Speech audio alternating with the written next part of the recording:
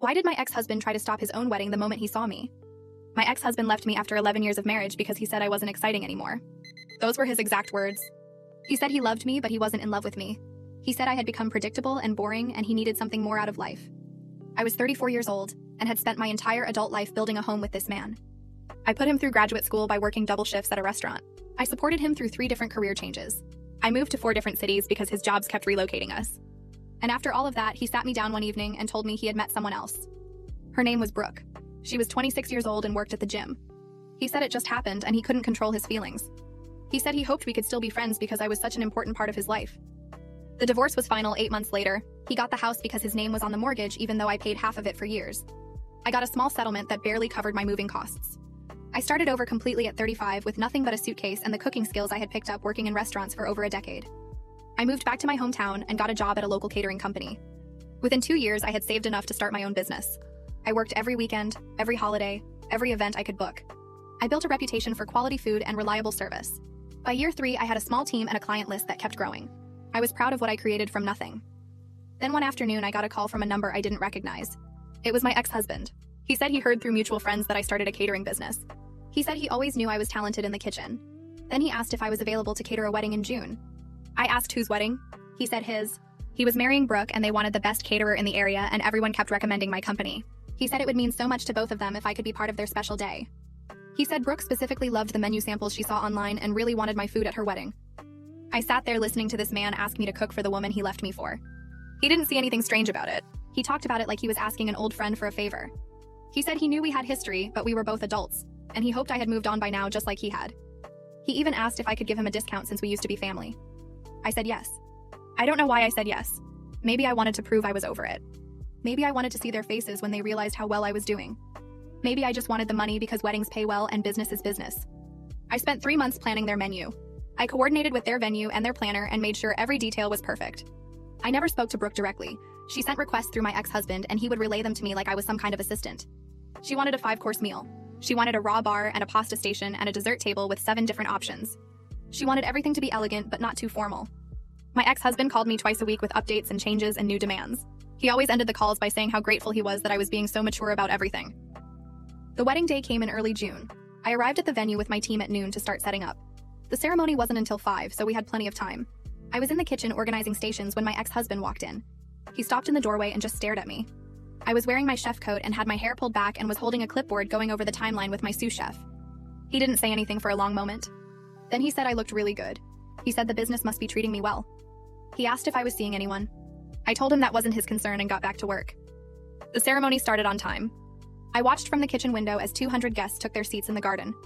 The music started and Brooke walked down the aisle in a big white dress that probably cost more than my first car. My ex-husband stood at the altar waiting for her. He looked nervous, but everyone looks nervous at weddings. Then right before the officiant started speaking, my ex-husband looked toward the building, toward the kitchen, toward the window where I was standing. Our eyes met for just a second. The officiant asked if anyone had any objections. My ex-husband didn't say anything, but he didn't look away from me either. The ceremony freezes in this awful moment where my ex-husband is staring at me instead of his bride, and I can see Brooke's confusion turning to alarm as she follows his gaze toward the kitchen window where I'm standing. I step back from the window immediately, my heart pounding, while Peyton grabs my arm and whispers that we need to focus on the food stations.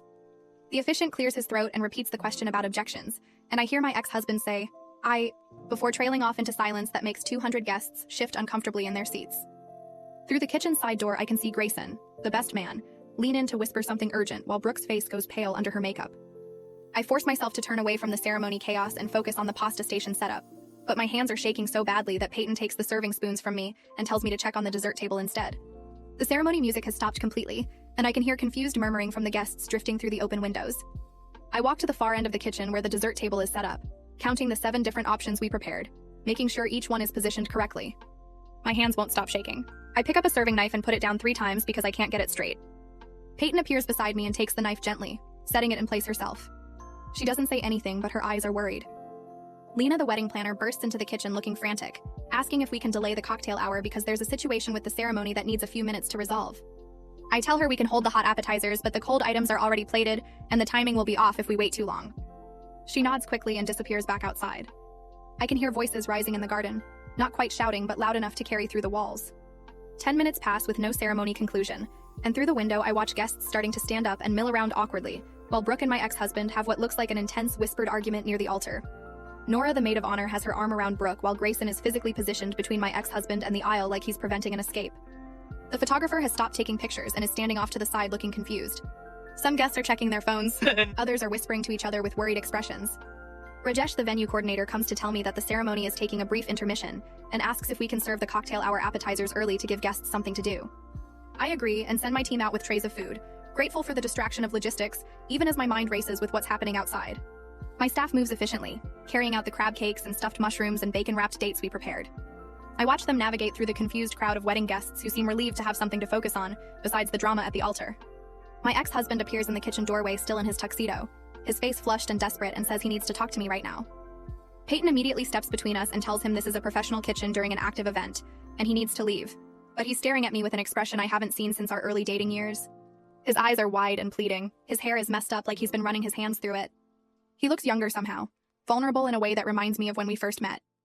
I tell Peyton it's fine and step outside with him to the service hallway, where he immediately starts apologizing and saying he made a terrible mistake, and seeing me today made him realize what he gave up. His words tumble out in a rush about how I look confident and successful, and he remembers why he fell in love with me, and I feel absolutely nothing except a strange, detached clarity. I watch him talk, and it's like watching a stranger. Someone I used to know a long time ago.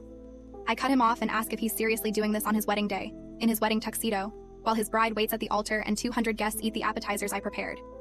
He says he knows the timing is awful, but he couldn't say his vows while looking at me through that window, couldn't promise forever to Brooke when he just realized he still has feelings for me. I tell him he doesn't have feelings for me. He has feelings about me succeeding without him after he expected me to fall apart. He looks stunned and starts to argue, but I keep talking, saying he loved the version of me who supported his dreams and moved for his jobs, and made myself smaller, so he could feel bigger.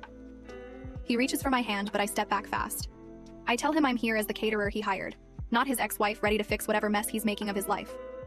I say I have 200 people waiting for a 5-course meal, and a team whose timing is already messed up, because he decided to have a breakdown at his own altar. I tell him he needs to figure out what he's doing about his wedding right now, because every minute he stands here talking to me is another minute my scallops sit getting warm, and my pasta water boils too long.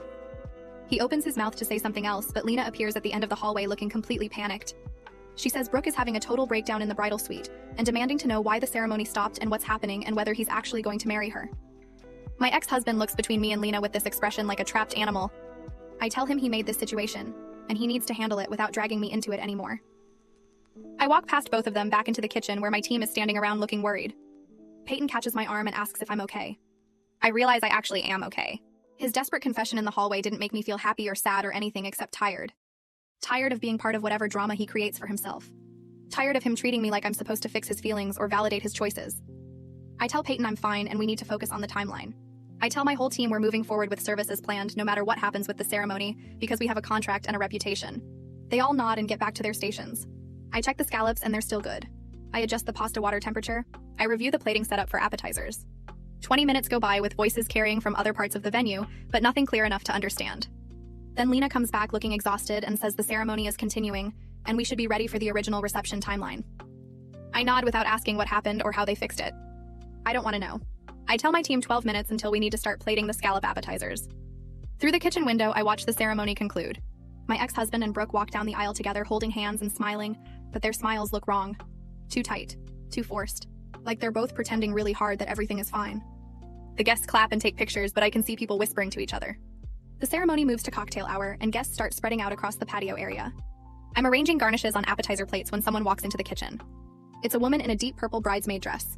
She introduces herself as Nora and says she's the maid of honor. She asks if she can talk to me directly about something. I wipe my hands on my apron and step aside from the plating station. Nora asks straight out if I'm the ex-wife, the one her best friend has been obsessing over for months. The successful caterer Brooke insisted on hiring even though my prices were higher than other companies.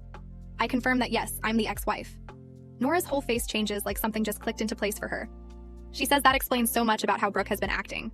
She tells me Brooke has been competitive and anxious about me through their entire relationship, constantly comparing herself to the boring wife he left behind, always asking him questions about what I was like and what we did together, and whether he ever thinks about me. Nora says seeing my success in my business threatened whatever story Brooke had built in her head about why she was the better choice. I listen without interrupting. Nora keeps talking and says Brooke specifically chose my company after looking at my website and social media. She wanted to prove she could afford the best. Wanted to show my ex-husband she was more sophisticated and successful than his previous life with me. I realized right then that this whole wedding was never actually about wanting my food. It was about Brooke trying to prove she was superior to me by hiring me to work for her. by making me serve her at her wedding to my ex-husband. Nora watches my face and seems to understand what I'm thinking. I tell her I appreciate the context, but I'm here to do my job no matter what the psychological reasons are behind it. Nora nods but says I should know that Brooke is currently in the bridal suite, demanding my ex-husband explain why he hesitated during the vows. Why he looked at the kitchen instead of at her. Nora adds that she's been watching their relationship for 2 years now, and she has serious doubts about whether either of them actually wants this marriage, or if they're both just trying to prove something. I thank her for telling me but say I need to get back to service. The reception starts and I focus completely on executing every course perfectly. My team sends out the raw bar station with oysters and shrimp and crab legs arranged on ice. The pasta station goes up with 3 different sauces and fresh bread. I monitor timing for the main course and make sure everything is coordinated. My staff moves efficiently between kitchen and reception hall. Peyton gives me a look that says we're doing great work despite everything. I hear toasts starting in the reception hall, voices carrying through the pass-through window, but I don't stop to listen. I plate filet mignon with truffle butter and roasted vegetables. I check each plate before it goes out. I feel genuine pride in how professional we're being, even with all this personal chaos swirling around us. Between courses, a man in a dark suit walks into the kitchen. He introduces himself as Grayson and says he's the best man. He asks if he can talk to me for a minute about what happened during the ceremony. I wipe my hands on my apron and step away from the prep station while Peyton keeps working behind me. Grayson looks uncomfortable standing there surrounded by my team and all the cooking equipment. He says he wants to apologize for his friend's behavior during the vows. He says my ex-husband has been really anxious about this wedding for weeks now, and today everything just came to a head. I tell him he doesn't need to apologize for someone else's choices. Grayson shifts his weight and says he knows, but he feels responsible because he's known about the situation for a long time. He says my ex-husband talks about me often. Always says the divorce was his biggest mistake. Always brings me up when he's had too much to drink or when he's fighting with Brooke. Grayson says his friend never takes real responsibility for choosing to leave though. Just frames it like something that happened to him instead of something he decided to do. I feel this weird calm settling over me as I listen. Grayson keeps talking and says he tried to be supportive when his friend started dating Brooke, but he could see the pattern forming. The same restlessness that ended our marriage showing up again. The constant looking for something more exciting or different or new. Grayson says he watched my ex-husband get engaged to Brooke mostly because she pushed for it, and he didn't want to seem like he was backing down from commitment again. I ask Grayson why he's telling me all this. He says because I deserve to know that today wasn't really about me. It was about his friend finally facing the consequences of chasing excitement, instead of building stability. I tell Grayson I appreciate him coming here, but I don't need his friend's regret or validation. I say I built a good life after the divorce, and his timing today was selfish and destructive to everyone involved, including Brooke, who doesn't deserve to be humiliated at her own wedding. Grayson nods and says I'm absolutely right. He says he tried to talk his friend out of this wedding months ago, but got shut down completely. He says he's watched my ex-husband chase novelty and excitement while destroying the stable things in his life, and it's been hard to stay friends with someone who keeps making the same mistakes. Grayson thanks me for being professional today, and says the food is incredible. Then he walks back out to the reception hall. Peyton comes over and squeezes my shoulder without saying anything. I take a deep breath and refocus on the main course plating. The filet mignon comes out perfectly cooked with truffle butter melting over the top, and roasted vegetables arranged beside it. My team plates each dish with care, and the servers carry them out in synchronized waves. Within 20 minutes, we start getting compliments sent back through the servers. Guests are telling their waiters the steak is the best they've ever had at a wedding. Someone asks for the recipe for the truffle butter. Another table wants to know if we do private dinner parties. Peyton squeezes my shoulder again and says, "This is some of our best work." I feel genuine satisfaction in the professional quality we've maintained, despite all the personal chaos swirling around this event. We executed a complex 5-course meal for 200 people, and it's flawless. That matters more than whatever drama is happening at the head table. During the dinner service, I glance through the kitchen pass-through window and notice my ex-husband at the bride and groom table. He's not eating much. He keeps looking toward the kitchen instead of engaging with Brooke or the guests at their table. I watch Brooke notice his distraction. Her face gets tight and angry each time his attention drifts away from her. She leans in to say something and he nods but doesn't really seem to be listening. Their table conversation looks increasingly tense and strained. The maid of honor Nora keeps trying to redirect the mood by making toasts and telling stories, but the tension at that table is visible even from the kitchen. I turn away and focus on dessert prep because their relationship problems are not my concern. I'm here to do a job and I'm doing it well. A man in an expensive suit walks into the kitchen during a lull between courses. He introduces himself as Edmund and says he's Brooke's father. He says he hired my company and he wanted to personally compliment the food. Everything has been outstanding, and his guests keep telling him this is the best wedding meal they've attended. I thank him and say my team worked hard to execute his daughter's vision for the menu. Edmund looks at me for a long moment and then says he knows there's complicated history here. He says he appreciates that I didn't let it affect the quality of service. Then he adds something that surprises me. He says he's not sure this marriage is going to last, but at least the food will be memorable. I don't know what to say to that. Edmund seems to realize he's spoken too candidly because he laughs a little and says he shouldn't be so honest with the caterer. But then he keeps talking anyway. He says he's watched Brooke rush into this relationship and wedding despite his concerns. He says she's been driven by competition and insecurity rather than genuine partnership. He says my success clearly triggered something in her that made this wedding more about proving something than celebrating love. Edmund tells me Brooke researched me extensively after my ex-husband mentioned I started a catering business. She looked at my website and social media and saw that I was doing well professionally. That seemed to bother her more than anything else about me. She wanted to prove she was more successful and sophisticated than the boring wife her husband left behind. Edmund says hiring my company was Brooke's idea, and he went along with it because the food samples were excellent, and he wanted her to have the wedding she wanted.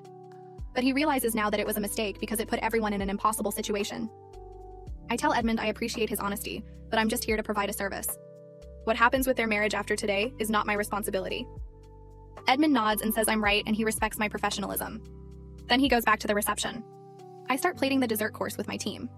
7 different options arranged beautifully on the display table. Chocolate cake and lemon tart and raspberry mousse and tiramisu and creme brulee and cheesecake and fruit tart. Each one garnished and perfect. I'm adjusting the angle on a slice of cheesecake when I see Brooke standing in the kitchen doorway. She's still in her wedding dress, but her makeup is smudged like she's been crying. She looks both angry and desperate standing there. She asks if she can speak with me privately. I glance at Peyton, who gives me a concerned look.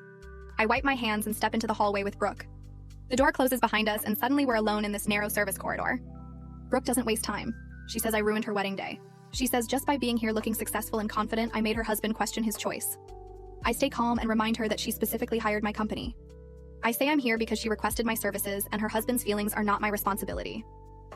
Brooke's face crumples and she starts crying harder. She says she knows and that makes it worse.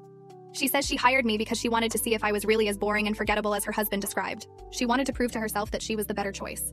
The more exciting option. The woman worth leaving a marriage for. She says seeing me today being professional and composed and clearly thriving made her realize she's been competing with a fantasy version of me that never existed. She says her husband built me up in his mind as this boring, stable person he outgrew. But I'm obviously none of those things. I'm successful and confident and I've built something real. Brooke says she spent 2 years trying to be exciting enough to keep his attention. And now she's realizing that excitement isn't actually what makes a relationship work. I tell her I'm not her competition or her problem.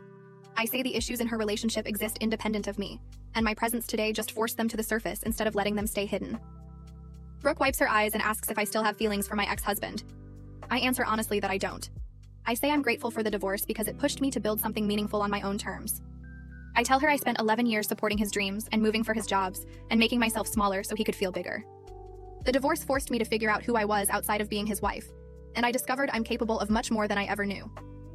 Brooke stares at me and I can see her processing this. She asks what she should do now. I tell her that's not my question to answer. I say she needs to decide if she's marrying who he actually is or who she hopes he'll become. She needs to figure out if she wants this relationship because it makes her happy or because she's trying to win some competition that doesn't actually exist. Brooke stares at me with tears still on her face and asks how I stopped loving him. The question catches me off guard because I haven't really thought about it in those terms. I tell her I didn't stop loving the person I married. I accepted that person no longer existed. The man who left me wasn't someone I wanted to build a life with. He wasn't the partner I thought I had for 11 years. I say she needs to decide if she's marrying who he actually is or who she hopes he'll become. She needs to figure out if this is what she really wants or if she's just trying to win something that doesn't matter.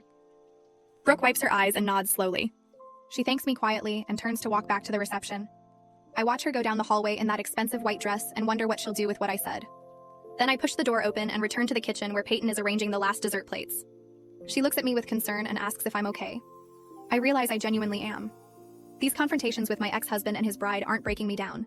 They're making things clearer. I'm seeing the whole situation for what it really is instead of what I feared it might be. Peyton squeezes my shoulder and tells me the desserts are ready to go out. I check each display one more time and signal the servers to start service. The dessert course goes perfectly. Guests move through the reception hall choosing from 7 different options arranged on white tablecloths. Chocolate cake disappears first, then the lemon tarts and raspberry mousse. I watch from the kitchen doorway as people take photos of the dessert table before selecting their plates. Servers circulate with coffee and tea while the DJ plays soft music for the evening portion of the reception. One of my team members comes back to report that multiple guests are asking who catered the meal. Another says someone at table 12 wants my business card. I feel deep satisfaction watching people enjoy food we created. This is what I built from nothing. This is what I'm good at. Lena appears in the kitchen holding her planning binder and looking more relaxed than she has all day. She tells me this is the best wedding meal she's coordinated in 5 years. She says my team handled every complication with grace, and the food quality never wavered despite the personal drama. She asks for my business cards to give to 3 couples who are planning weddings next year. I hand her a stack and thank her for the referrals. She says I earned them through excellent work under difficult circumstances. We start breaking down the kitchen as the reception continues. My team packs serving dishes and cleans stations while I inventory leftover food and update our tracking sheets. Peyton handles the dessert table breakdown, while 2 other staff members disassemble the pasta station. We work efficiently because we've done this dozens of times. Every piece of equipment has a place in our system. Every container gets labeled and packed in the correct order. I'm checking the final count on rented chafing dishes when someone says my name from the kitchen entrance. I turn around and see Dorothea standing there in a navy dress. She's smiling at me with the same proud expression she used to have when I worked for her catering company. She walks over and hugs me tight. She says she's incredibly proud of what I built. She tells me watching me work today reminded her why she knew I'd succeed when I went independent. Dorothea was the one who encouraged me to start my own business 3 years ago. She was the one who told me I had the skills and discipline to make it work. Seeing her here at this wedding feels like having a witness to how far I've come. Dorothea steps back and looks around the kitchen at my team working smoothly together. She comments on how professional everyone is and how well organized our breakdown process looks. Then she tells me she has something to discuss. She says she has a major corporate client looking for a caterer for a year-long contract of executive events. Monthly dinners, quarterly galas, occasional breakfast meetings, and lunch presentations. The client is a financial services firm with offices downtown, and they want consistent quality from a reliable vendor. Dorothea says she immediately thought of my company when they asked for recommendations. The contract would be worth more than I made in my entire first year of business. It would establish me with a client base that leads to other corporate accounts. It would mean steady income instead of the unpredictable booking schedule I currently manage. I stare at her trying to process what she just offered. This is the kind of opportunity that changes a small catering business into a real company. This is what I've been working toward for 3 years. I tell Dorothea I'm overwhelmed and thank her for thinking of me. She waves off my gratitude and says I earned this through consistent excellence and professional integrity. She says my reputation in the industry is built on more than just good food. People know I'm reliable and honest, and I deliver what I promise. She adds that she heard about the personal complications today and is impressed I maintained quality under that pressure. She says that's exactly the kind of professionalism her corporate client needs. Someone who won't let personal issues affect business performance. Someone who can handle high-stress situations without falling apart. I feel emotion rising in my throat but push it down because we're still in the middle of an event. Dorothea gives me her client's contact information and tells me to call next week to set up a meeting. She hugs me again before leaving to rejoin the reception. The reception winds down over the next hour. Guests start leaving and the DJ begins packing equipment. My team efficiently loads our vans with clean containers and rented items. I handle final paperwork with Rajesh in his small office near the kitchen. He reviews our invoice and confirms everything matches our contract. Then he mentions that several guests asked for my business information during the reception. He says the venue wants to add me to their preferred vendor list based on today's performance. He explains they only recommend caterers who consistently deliver excellent service and handle complications professionally. He saw how I managed the ceremony disruption without letting it affect food quality or timing. He thinks future couples booking this venue would benefit from working with my company. I thank him and provide the information he needs to add me to their vendor list. This means more referrals and more bookings at a beautiful venue that pays well. I walk out to the parking lot where my team is loading the last van. The sun has set and the garden lights are glowing across the lawn where the ceremony happened hours ago.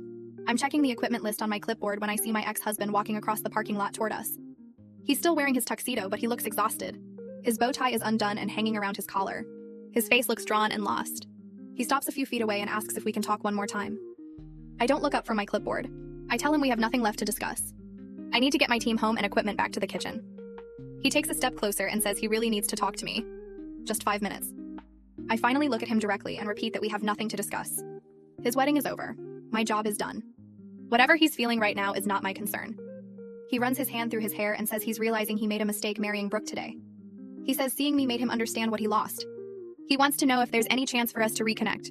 Maybe start over. Maybe try again now that we're both older and wiser.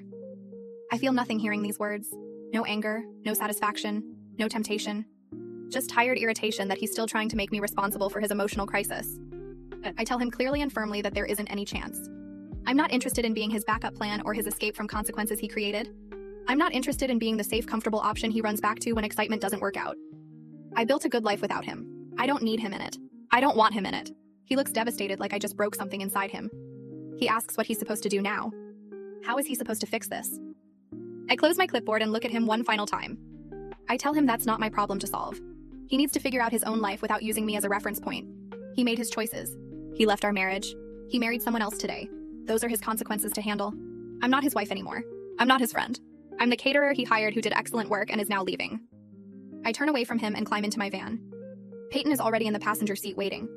I start the engine and pull out of the parking lot while he's still standing there looking lost under the garden lights. As I drive away, I feel lighter than I have in years. Something that was weighing on me for 3 years just lifted. I don't love him. I don't hate him. I don't think about him. He's just someone I used to know who made choices I'm grateful for now. The divorce freed me to become someone I'm proud of. Someone capable and strong and successful. Someone who built something real from nothing. Back at my commercial kitchen, the fluorescent lights buzz overhead while Peyton and I work through the cleanup routine we've done 100 times. She's scrubbing down the prep station with hot soapy water, and I'm inventorying the serving platters we brought back from the venue. My hands move automatically through the familiar tasks, while my mind feels surprisingly quiet. Peyton looks up from the sink and tells me she's never seen me handle a situation more professionally or look more clearly over someone. I laugh and realize she's right. Today somehow finished something the divorce started 3 years ago. It gave me closure I didn't even know I still needed. We pack the last of the equipment into storage and I lock up the kitchen around midnight, exhausted but satisfied with how we handled everything. The drive home takes 20 minutes through empty streets and I keep replaying the moment I walked away from my ex-husband in that parking lot. How light I felt. How final it was. I get home late and pour myself a glass of wine, then walk out to my apartment balcony overlooking the downtown lights. The night air is cool and I pull my sweater tighter while sitting in the cheap plastic chair I keep meaning to replace. I think about how different my life is from 3 years ago, when I was sobbing in a hotel room with divorce papers and no idea what came next. I built a business I'm genuinely proud of from nothing but determination and cooking skills. I developed a real reputation in this industry. I created independence I never had during my marriage when everything revolved around his career and his choices and his needs.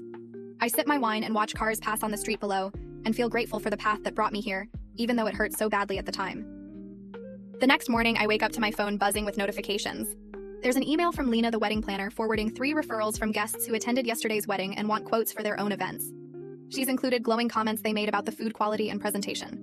I also have a message from Dorothea with details about the corporate catering contract she mentioned. She's attached a meeting request for next week with the client and says they're very interested after hearing her recommendation. I'm still in bed reading these messages when my phone buzzes again with a text from Peyton, asking if I saw the review someone posted online. I open the link she sent and find a 5-star review raving about our food and service at yesterday's wedding. The reviewer calls it the best wedding meal they've ever had, and specifically mentions the perfectly cooked scallops and the dessert table variety. I screenshot the review for our website and social media, feeling proud of the work we did regardless of all the personal drama happening around us. My phone rings and I see my ex-husband's name on the screen. I let it go to voicemail. He calls again 5 minutes later. Then again. Then a 4th time within the hour. I block his number without listening to any of the messages. I don't need to hear his regrets or confusion about what happened yesterday. I don't need to be part of whatever crisis his marriage is having in its first 24 hours. That's not my responsibility anymore, and I'm done being available for his emotional emergencies. I make coffee and toast and sit at my kitchen table going through the referral emails, responding with availability and pricing information. This is what matters now. Building my business, serving clients well, creating opportunities for my team. The following week, I meet with Dorothea and her corporate client at a downtown office building. I'm wearing my nicest business clothes and carrying my portfolio with photos of past events and sample menus. The client is a tech company that hosts regular executive dinners and networking events. They need a reliable caterer who can handle everything from intimate 10-person meals to large company gatherings. I present my proposal with pricing tiers and menu options, showing them examples of similar events I've catered successfully. They ask good questions about my team's experience and my company's capacity for last-minute changes. Dorothea jumps in several times to vouch for my reliability and quality, telling stories from when I worked for her and how she's watched my business grow. The meeting goes so well they offer me the contract on the spot, with terms even better than I hoped for. A full-year commitment with a guaranteed minimum number of events per month, and premium pricing that reflects the level of service they expect. I sign the corporate contract in their conference room while trying not to shake from excitement. This is a turning point for my business. It guarantees stable income for the next year and gives me prestigious exposure that will attract more high-end clients. The tech company has connections throughout the business community, and their endorsement means credibility I couldn't buy with advertising. I take my team out to celebrate that evening at a nice restaurant where we don't have to cook or serve anyone. I thank Peyton and my other staff members for the professionalism that made this opportunity possible. Their reliable work and positive attitudes created the reputation that led to this contract. We toast to the future, and I feel like I'm finally building something that will last. 2 days later, I get a message through social media from Nora, Brooke's maid of honor from the wedding. She tells me that Brooke and my ex-husband are in couples therapy already, and their marriage is rocky, but they're trying to work through it. She thanks me for being honest with Brooke during our conversation at the wedding. She says it helped her friends start asking real questions about what she actually wants, instead of just competing with some imaginary version of me. I appreciate the update, but I tell Nora clearly that I'm not interested in ongoing information about their relationship. I genuinely wish them well, but I need to maintain boundaries for my own peace of mind. Their marriage and their problems are not my concern anymore. Nora responds quickly saying she understands and respects my position. She adds that she hopes we can stay in touch professionally since she plans events regularly for her company, and was impressed with my work at the wedding. I agree to that, and we exchange business contact information, keeping things strictly professional. 2 months pass and my business is thriving in ways I never imagined when I started this company 3 years ago. The corporate contract brings steady work that fills the gaps between weekend events. The wedding referrals from that complicated day keep leading to more bookings than I can handle alone. I'm turning down clients because my calendar is full and I don't have enough staff to take on more events. I hire 2 more team members and start training them on my standards for food quality and customer service. I also start looking at larger kitchen spaces because we're outgrowing our current facility. The storage is maxed out and we're constantly working around each other during prep for big events. I tour 3 commercial kitchens that are available for lease and start running numbers on what the expansion would cost versus the increased revenue it would enable. I choose the bigger kitchen space in an industrial area near downtown. The rent is higher than my current place, but the extra square footage and professional-grade equipment already installed make it worth the investment. I sign a 3-year lease and start planning the move with my team. We schedule it for a slow week in October when we only have 2 small events booked. Peyton coordinates the packing and labeling while I handle updating all our vendor contacts and clients with the new address. The move takes 4 days and we're operational in the new space by the following Monday. The kitchen feels huge compared to where we started. We have separate prep stations for different types of cuisine, walk-in refrigerators that actually fit all our inventory, and proper storage for equipment that used to pile up in corners. I stand in the middle of the empty kitchen on our first morning and feel proud of how far the business has come in 3 years. 3 weeks after we settle into the new kitchen, I'm having lunch at a small restaurant downtown when Edmund walks in. He spots me immediately and comes over to my table, asking if he can join me for a few minutes. I agree, and he sits down looking tired but friendly. He tells me his daughter's marriage has been rough. They're in couples therapy twice a week, and Brooke is doing individual sessions too. He says she's working on herself and asking hard questions about what she actually wants from life instead of just competing with other people. I tell him I'm glad she's getting help, and he nods, then thanks me again for how I handled everything at the wedding. He says my professionalism during an impossible situation impressed him, and he's recommended my company to several of his business associates. 2 of them have already booked events with us for next quarter. I thank him for the referrals, and he says I earned them through quality work, that he respects people who maintain standards even under pressure. We talk for a few more minutes about the catering industry, and then he heads to his own table.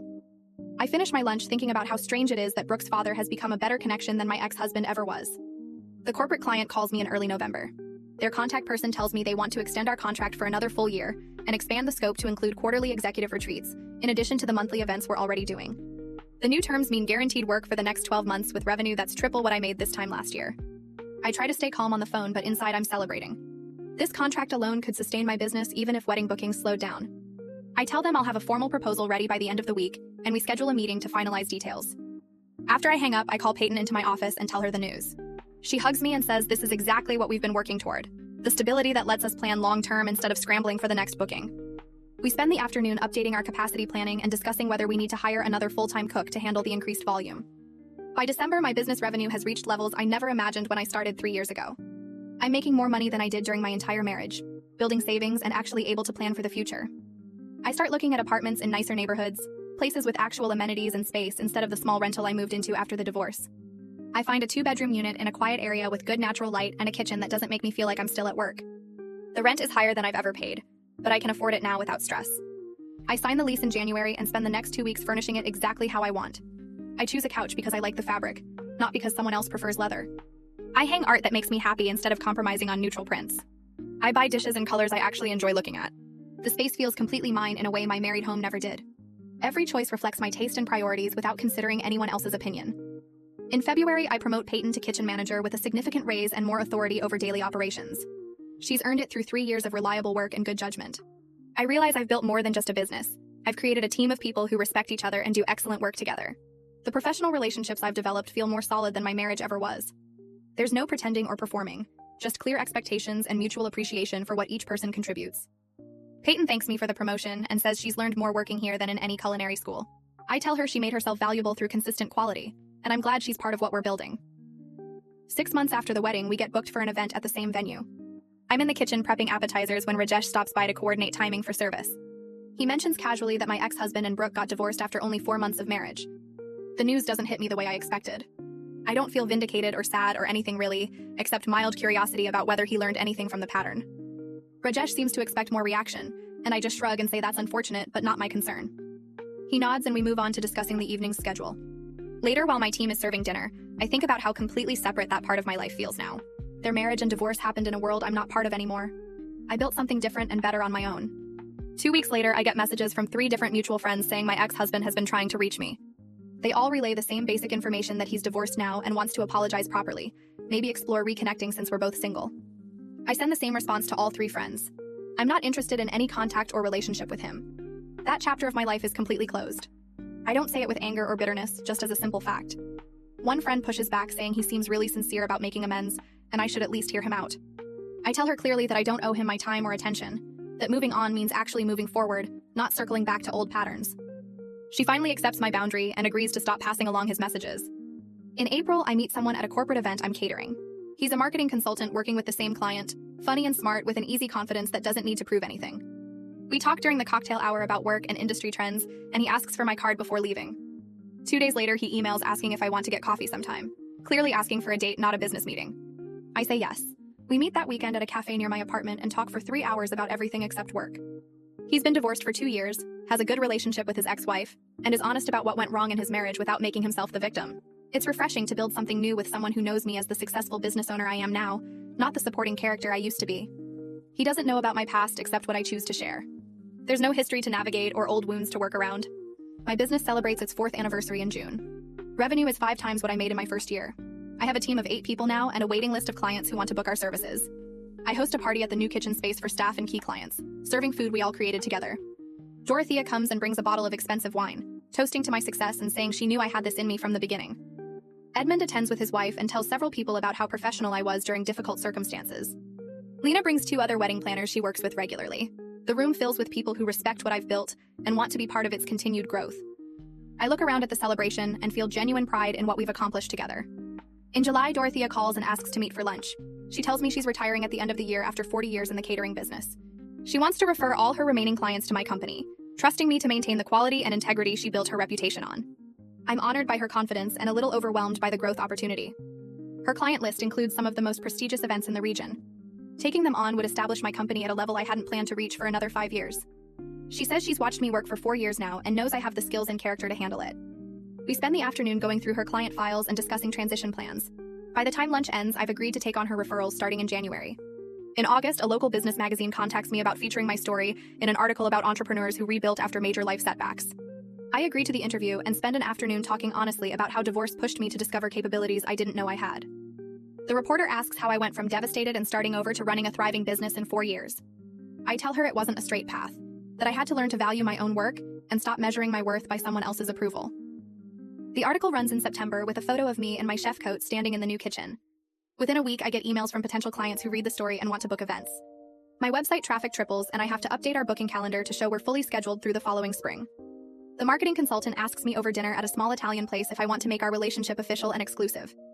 His name is Jake, and he's been patient about my hesitance to label things or move too fast. I say yes because it feels right and healthy and based on who we both actually are. We talk openly about my divorce and his past relationships, building trust through honesty rather than fantasy. He tells me about his ex-girlfriend who cheated on him during a business trip and how it took him 2 years to feel ready to date again. I tell him about supporting my ex-husband through graduate school and career changes, only to be left for someone younger and more exciting. Jake reaches across the table and squeezes my hand, saying he's glad we both learned what we didn't want before we found each other. The conversation feels easy and real in ways my marriage never did. 2 adults building something together instead of one person constantly adjusting to accommodate the other. 3 weeks later, I cater a wedding for one of Lena's clients, a small ceremony at a historic mansion with 70 guests. The menu features seasonal ingredients and creative plating that showcases my team's skills. During the cocktail hour, Lena pulls me aside and tells me I'm her favorite vendor to work with because I'm reliable, creative, and handle pressure with grace. She says the disaster wedding where we met actually showcased my professionalism better than a smooth event ever could, that she watched me maintain quality and composure when everything was falling apart around me. The compliment means more than I expected, and I thank her for the continued referrals and partnership. She asks if I'm available for a corporate gala in October, and I check my calendar on my phone and confirm the date.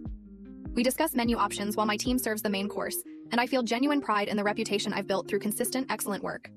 My business is stable and growing with the corporate contract providing steady income and wedding season bookings filling every weekend through next spring. My personal life is healthy and honest with Jake and I building something based on mutual respect and genuine compatibility. I've built genuine confidence in my abilities and worth that doesn't depend on anyone else's validation or approval. I think about the woman I was 3 years ago, devastated and starting over with nothing but a suitcase and cooking skills, crying in a tiny apartment and wondering how I'd survive. I'm grateful for the journey that brought me here even though it was painful and terrifying at the time. The divorce forced me to discover capabilities I didn't know I had, pushed me to build something entirely my own instead of supporting someone else's dreams. I wake up most mornings feeling proud of my life, instead of anxious about whether I'm doing enough or being enough for someone else. I'm planning the menu for next month's events at my desk in the commercial kitchen when I realize I haven't thought about my ex-husband in weeks. He's become just a chapter in my history rather than a defining feature of my identity or a wound that still bleeds when touched. I built something real from the ruins of that marriage, discovered strength and capability I never knew I had during all those years of making myself smaller. The life I have now is genuinely mine in ways my married life never was, shaped by my choices and priorities instead of constant compromise and accommodation. I look at the calendar filled with bookings and the staff schedule showing my growing team and feel satisfaction that has nothing to do with proving anything to anyone. This is what I built from nothing, what I created when I stopped waiting for someone else to validate my worth or tell me I was enough.